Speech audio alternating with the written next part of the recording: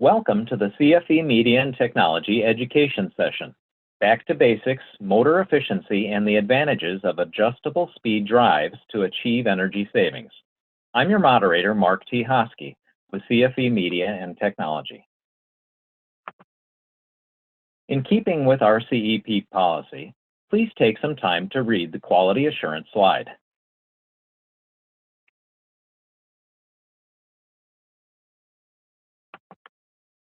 This session is designed for technicians and engineers who want to understand best practices to learn about energy savings through motor efficiencies, drive attributes including programming by understanding laws, standards, and designs of motor drive systems. Expert presenters will look at standards, technologies, motor and drive sizing, load laws, and definitions with examples. Software can help estimate motor drive energy savings with metrics that matter for specifying motors and drives. Here is a list of learning objectives for today's session. We'll cover these in the presentation. Additional resources for the presentation can be viewed and downloaded on the left side of the screen below the session's agenda.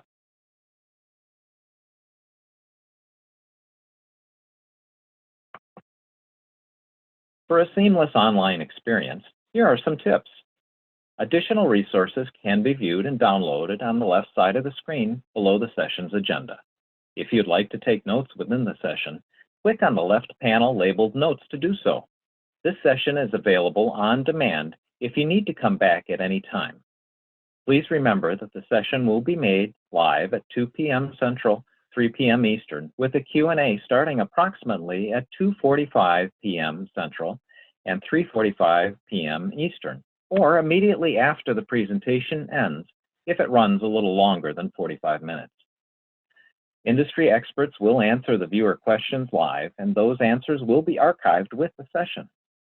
You can see the Q&A details in the Meetings tab on the left side of the screen.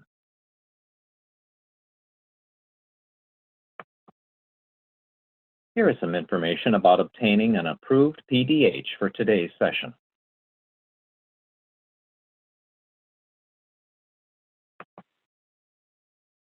Today's speakers are Glenn Klein, Senior Technical Specialist, Low Voltage Motors, Motors and Drive Division, and Joshua Jagnanan, Senior Application Engineer, Low Voltage Adjustable Speed Drives, Motor and Drives Division, both with Toshiba International Corporation.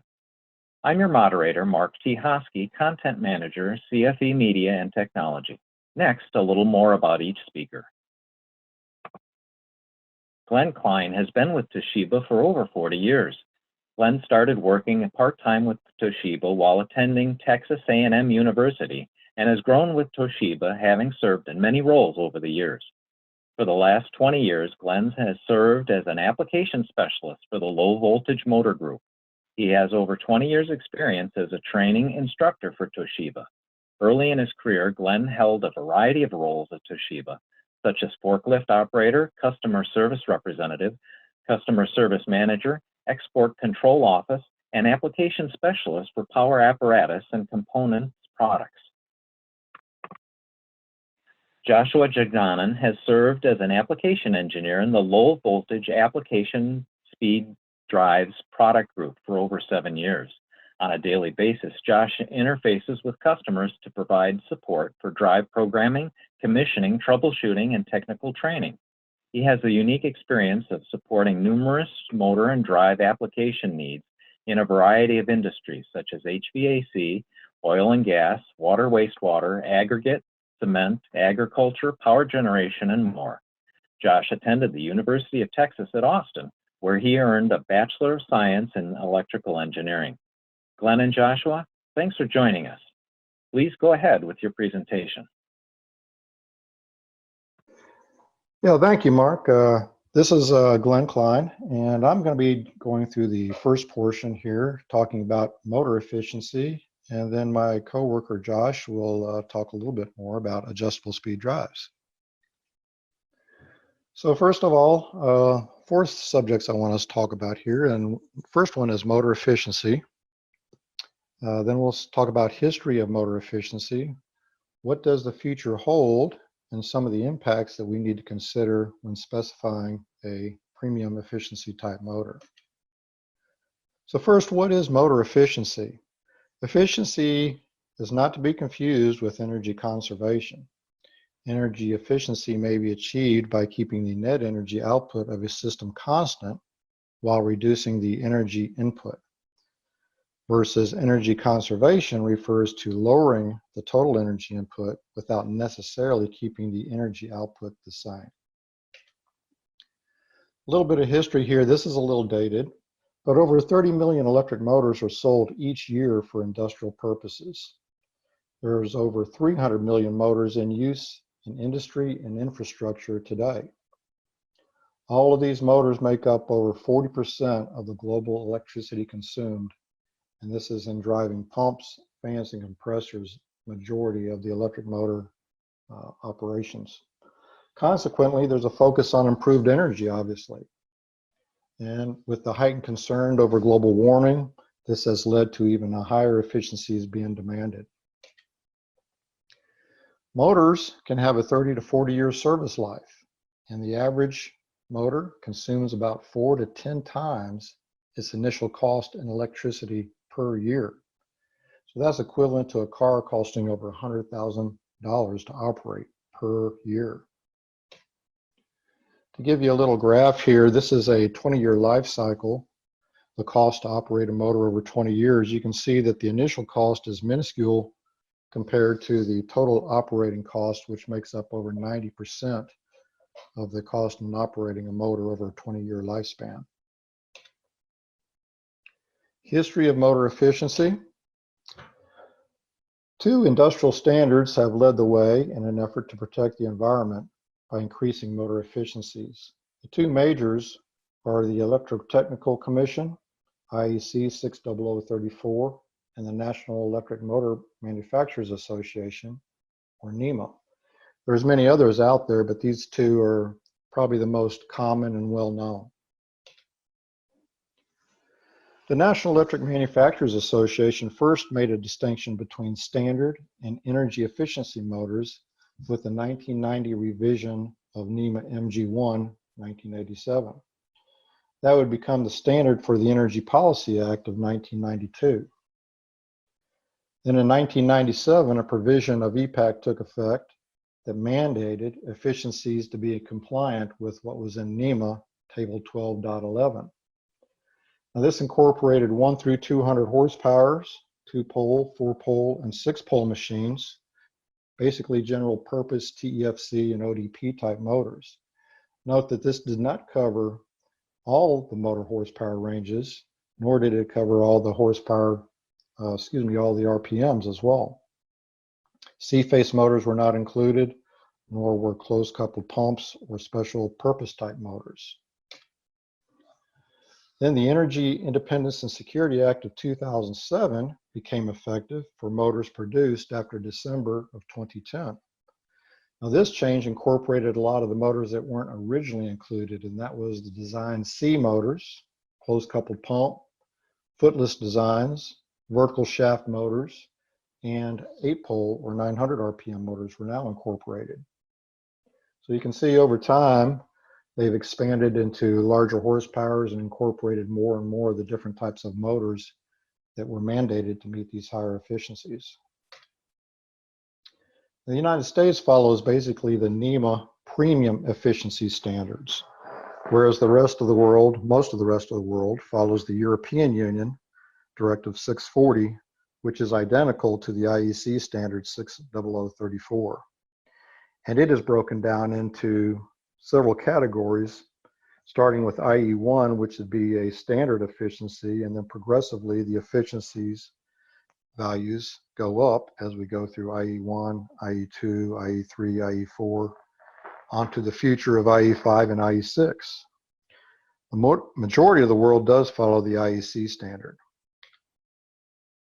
To give you a little graph here, kind of shows where the efficiency values have gone. You can see the standard efficiency, EPAC was a little bit higher, then NEMA Premium is even higher still. To giving you an idea of the energy cost, we'll take an example here of a motor operating for 8,760 hours per year, which is basically a 24-hour operation. And we're going to assume a 12 cents per kilowatt.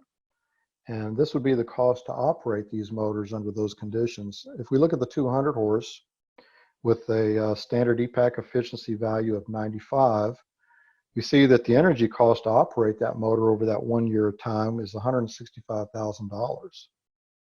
If we look at the NEMA Premium that had a 96.2% efficiency, the cost to operate that motor is $163,000.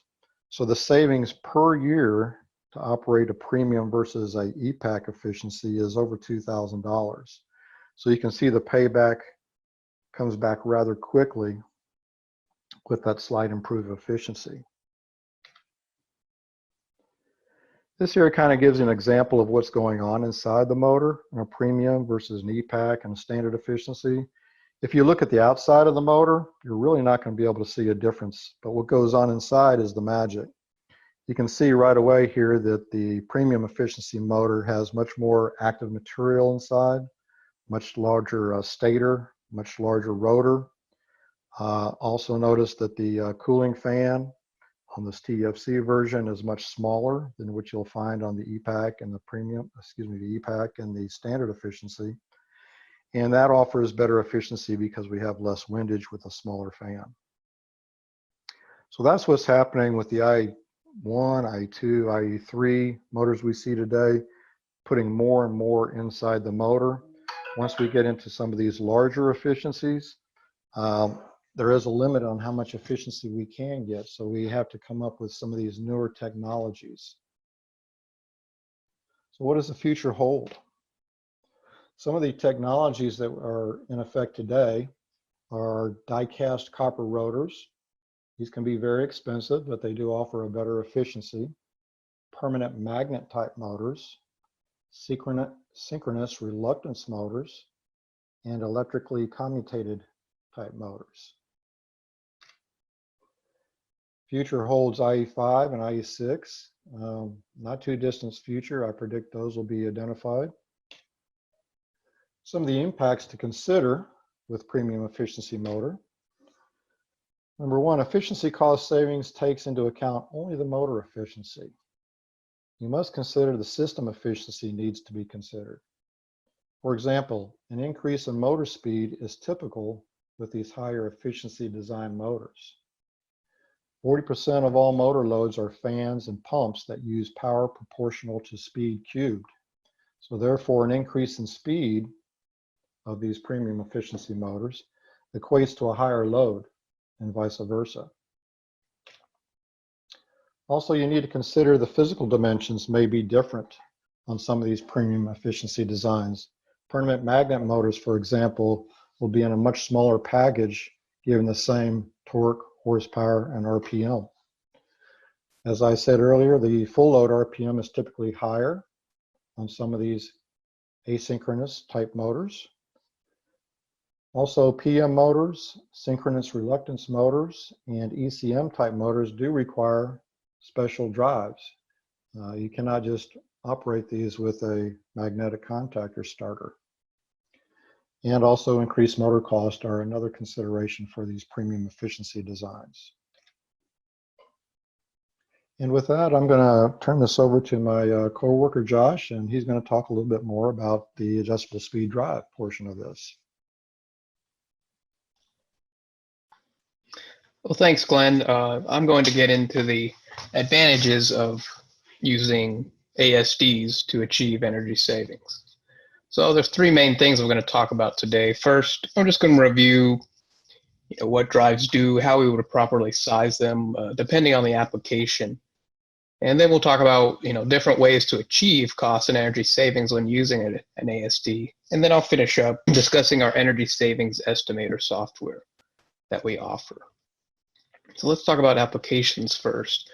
So, just to start out, you're going to hear me say ASD, adjustable speed drive. We also refer to drives as, they have many names, basically. VFDs, You have variable frequency drives, VSDs, variable speed drives. Some people just say drives or inverter. They all really mean the same thing. We personally say adjustable speed drive, but you'll hear me use them interchangeably. It just depends on what I'm reading. But here's, we'll start out with a basic 3-line diagram of an adjustable speed drive. So what does it do exactly? So, what a VFD does, it basically takes your incoming 3-phase AC power, first hits a diode bridge rectifier section that converts that AC power to DC. It creates a DC ripple here. See the positive cycle, the negative cycle. Then there's a DC bus capacitor section that filters that DC ripple that we then invert back from DC back to a square sine wave output to our motor, right? Using our inverter section of the drive, which uses IGBT switching devices to create this square pulse sine wave, right? So just a little background on what a drive does, right? And how it achieves, sending the motor that voltage to create that torque that the motor is utilizing. So when we're properly sizing a drive to an application, the first thing we as application engineer ask, what is our engineering variable, right? In this particular example, looks like it's a pump, right? This pump has an impeller, it's creating discharge, and the motor will then be connected to that impeller to utilize the motor's torque to create that discharge and suction, right? So, we have different applications that we use for our motors. They're creating the torque, but then we're going to use a drive to really give the motor the proper voltage and current that it needs to create that torque, right? So, there's 2 standard applications that we're looking at for the most part. Well, one being constant torque applications, second being variable torque applications. So I'm going to talk about each of these. So the first one, constant torque applications, right? You're mostly looking at conveyors, compressors, lifting equipment such as cranes and hoists. Then you have, extruders, things like that, right?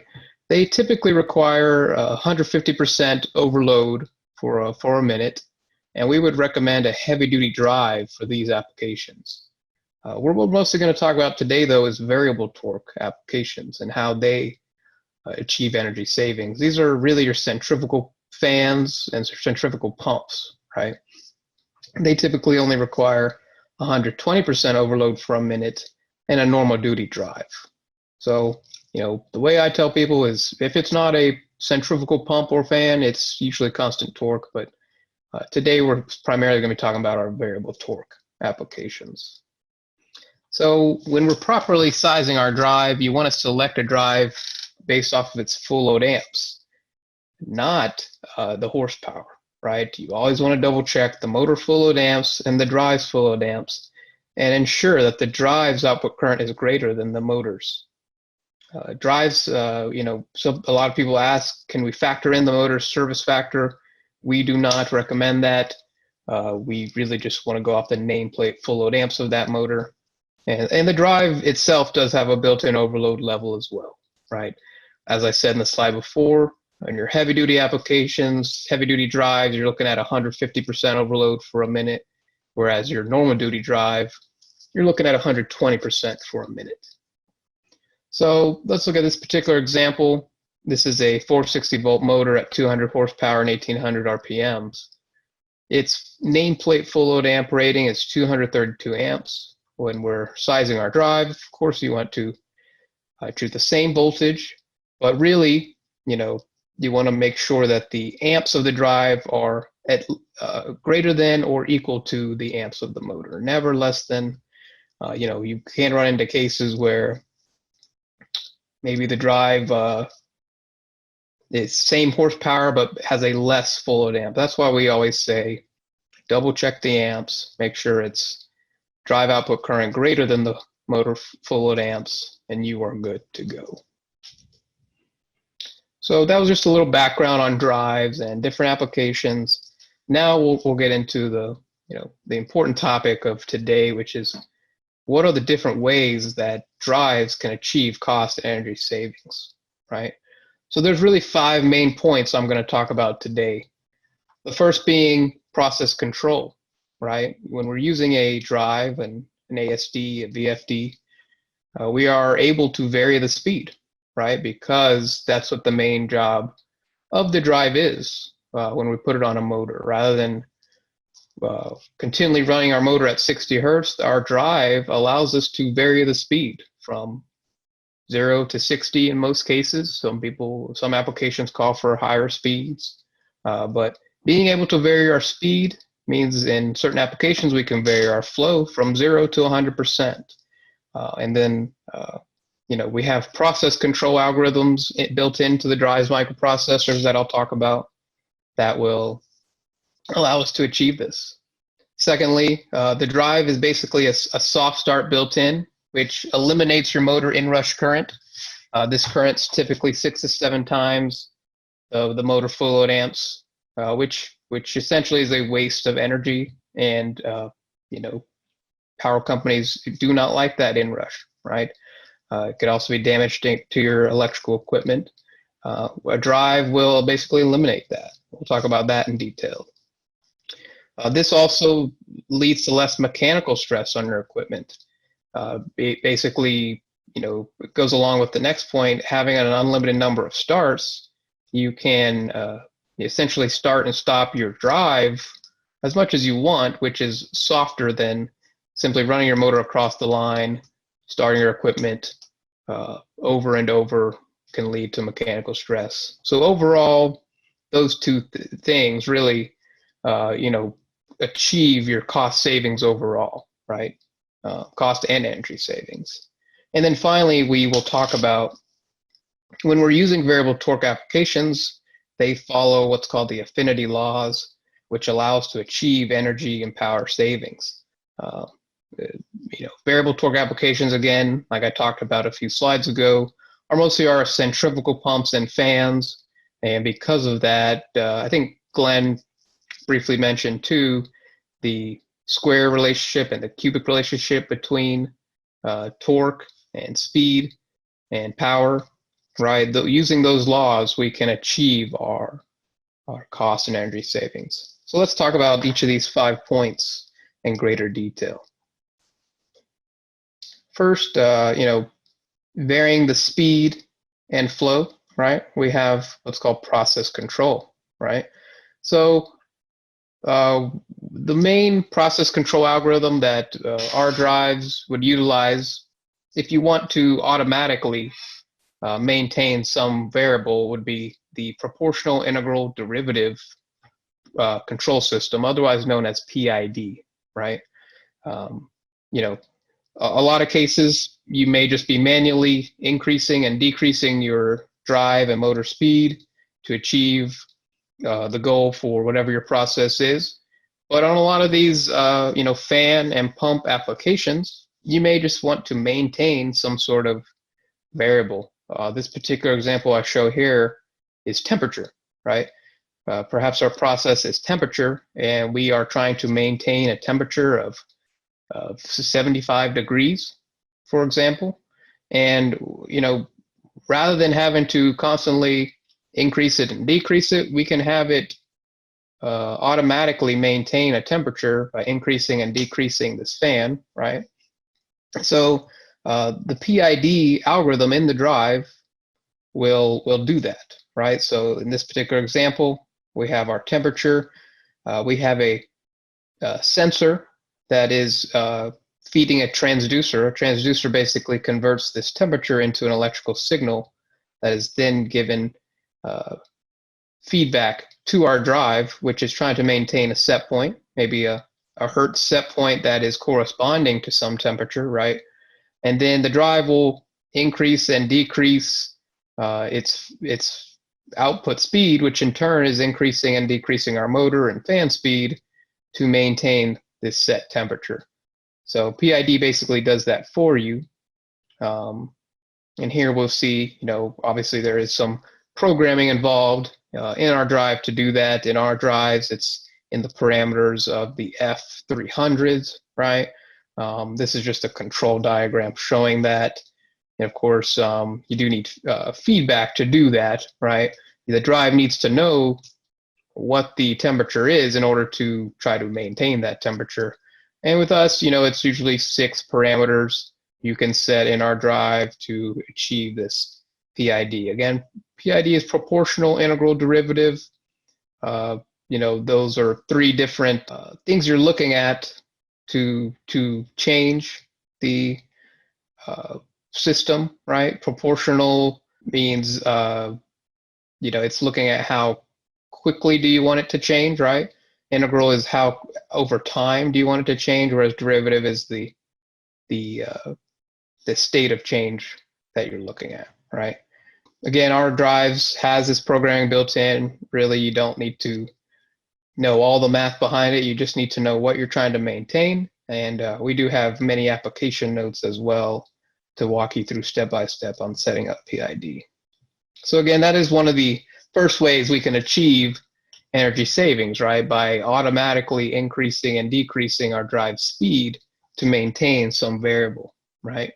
But automatically, again, being able to manually increase and decrease the drive speed will give us those advantages over not using a drive, right?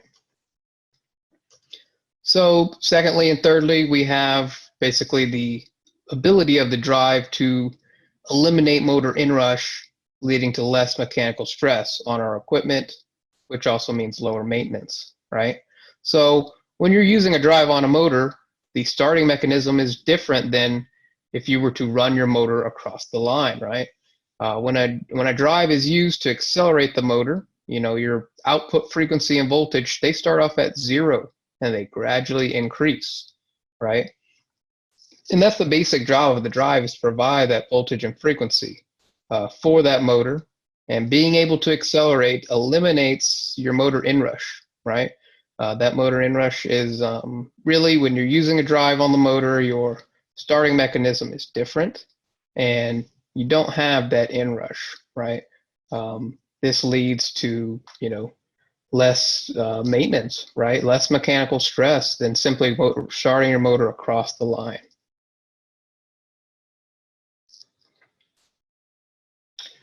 So fourth, we have basically an unlimited number of starts when you're using a drive on a motor. So during a cross the line start, you'll see a lot of motor heat with that motor inrush that we just talked about. When the motor's inrush current is around 650%, the motor heating is about 6.5 or 42 times the heat produced when it's fully loaded, right? Just doing that over and over, right, you're going to decrease the life of your motor and your rotors, right? This can lead to rotor failure. But when you use that soft start that's built into the VFD, you can reduce the inrush and extend the amount of time the motor can draw that higher current. Most large motors are rated for 2 cold, 1 hot start. That's kind of a industry rule of thumb. That doesn't mean that's the only number of times they can start, but it means if you are starting a motor, you want to start twice. You can start twice in succession at room temperature. If not, you want to make sure you can start once at its operating temperature. But when you use a drive, your motor current will rarely exceed 100% because the drive has built-in protection, right? It has microprocessors built in. You can program it to trip under the nameplate current. If you want it to go over and test those overloads on the drive, you can do that as well. But basically, motor heating will, should not be an issue when you have that drive, as it will protect your motor and allow for those unlimited amount of starts without damage and rotor failure. So you're really extending the life of your motor and achieving those cost savings over time. So finally, the last way we can achieve our energy savings is using the variable torque affinity laws. So, I talked about variable torque loads earlier, right? We're looking at our centrifugal pumps, centrifuges, fans, blowers, right? This picture here is a large fan actually in our manufacturing warehouse, right? Just as an example. And when we look at variable torque loads, really the torque requirement increases as a square of the speed, and the power requirement increases as a cube of the speed, right? So remember these two as, you can see right here, energy savings are possible on these loads, right? Because of these affinity laws, right? Centrifugal pumps, not positive displacement pumps, right? Those are constant torque. All your fans and your centrifugal compressors, but not all compressors, right? So anything centrifugal, right? It follows these laws, right? So you see the main one we are concerned about today is this one, right? This cubic relationship between power and speed. What this cubic relationship gives us, it shows that a small change in speed leads to a large change in power, which is how we get our energy savings on these centrifugal variable torque loads. So, if we were to, this is a table, approximate, things are rounded up, but any use of a damper or valve for control can give us potential energy loss, right? Eliminating these and using the drive to do it can increase your process efficiency and reduce those operational costs. So if you look here at your table, just simply being able to decrease your speed by 20% on those variable torque loads can save you 50% in power, right? Which goes a long way. And if we look here, really we can calculate the dollars saved per year using a drive because of these affinity laws on our variable torque loads. So the first thing you would do is really, write down your application horsepower, convert it to kilowatts, and then you would, say, for example, I'm going to reduce it by 20%, right? And this gives me 50% power reduction, which I'd put here. I'm going to run 8 hours per day, 7 days per week, calculate how many that is, how many hours in a year I would be running, right? And then I just need my, kilowatt hour dollar rate. And then I'd multiply the kilowatt times the power reduction times the hours run per year times the kilowatt rate, and I could get the dollars saved per year, which a lot of cases will be more than what the drive's initial cost was. So what that means is the drive on these variable torque, pump and fan applications will essentially pay for itself, right? So that's where we see our biggest energy savings is just utilizing the drive to run, just by decreasing its speed a little bit can really save a lot of power, right? Just going from that 60 hertz to 55 or 50, right? And then if you utilize, PID and automatically do that, you could even stretch your savings there. And then overall, to go with our other 3 points, just simply having the drive by itself, eliminating the motor inrush, eliminating that energy loss and heat can really extend the life of your motor and all your mechanical equipment, lower your maintenance costs to add up to really a lot of energy and cost savings for your system. So just to run the motor, you really want to choose the correct volts per hertz pattern. Really it's a parameter on our drives that you would pick, a constant torque versus a variable torque load, right? You'd want to go in and make sure you program it correctly for that most efficient operation. You could see here, for example, a constant torque load, its volts per hertz pattern is more of a linear, whereas a variable torque load, you're going to see more of a curve, right? Kind of follows those affinity laws, right? And you're going to have your lower voltage at lower frequencies, right? So you always want to make sure you don't want to just, start your drive out of the box. You want to make sure you do your legwork, know what the application is, and properly program it for that, right? So I want to finish up and talk about our energy savings estimator software. Really, those calculations we just did 2 slides ago using the table and the, long formula, that's fine if you're maybe looking at one drive, but what if you're looking at putting at multiple drives on a system and you really want to see running it at certain duty cycles, what we'll get as a savings? Well, we offer a software at no charge on our website that can really look at that for you. It's called the Energy Savings Estimator, Toshiba Energy Savings Estimator, and it'll really help you reduce your energy consumption when driving a variable torque load, right? So really, there's 5 steps involved in the software. You enter in your information, enter in your utility, your electrical utility information. What's the price of your electricity? How much are you using? And then, step 3 is what I have screenshots of, is step 3 and step 4. Step 3 is where you're entering your system data, right? You have your type. Is it a fan application? What kind of flow control do you have right now? And then if you were to put a adjustable speed drive, what is the initial cost of that drive? How many do you have? And then you would, try to estimate your percent flow, right? It looks like this particular example, they're mostly running at 60%. And, how many days per week, per year? And do you get a, incentive, right? And then you go to the next step. You basically, it'll put out, this is what your system is using for energy in kilowatt hours. Here's your equipment cost.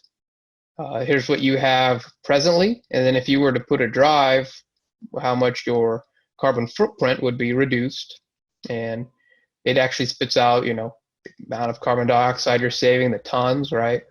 And then your yearly energy savings in dollars, right? That's the big one, because then it can give you a estimated payback time. In this case, this one was about 0.28 years, that's like almost 3 months. And the next thing you can do is it will basically print out a report. And, I personally have traveled with end users and customers and done this software with them, maybe if they didn't have drives and they were trying to learn about them like you are today, and see what they can do for a system and how much energy they could save. Really, just if you utilize this software, it can do it all for you.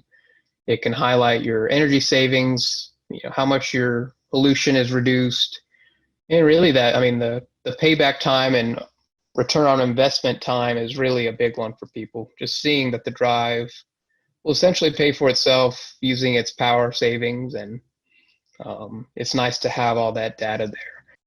That is all I had today. That's all Glenn and I have today. So we want to thank you for your time and attention, and we appreciate you listening to us. And now we will be able to open it up for questions. Thank you.